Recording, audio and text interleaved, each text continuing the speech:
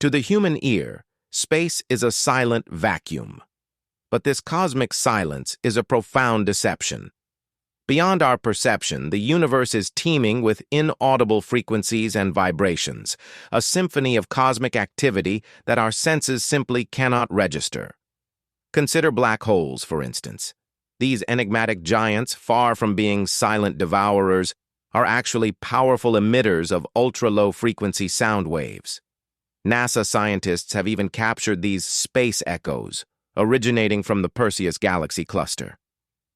If our ears could somehow translate these frequencies into audible sound, the experience would be terrifying. We wouldn't hear a gentle hum, but rather the chilling, guttural roar of what could only be described as cosmic screams. It's a vivid reminder that the cosmos is not just vast and mysterious, but also turbulent, dynamic, and vibrantly alive in ways we are only just beginning to comprehend. Imagine a universe filled with sound, yet utterly silent to human ears. Space is not truly silent. It hums with an orchestra of frequencies far beyond our perception. Our instruments, however, tell a different story. Consider the colossal power of a black hole.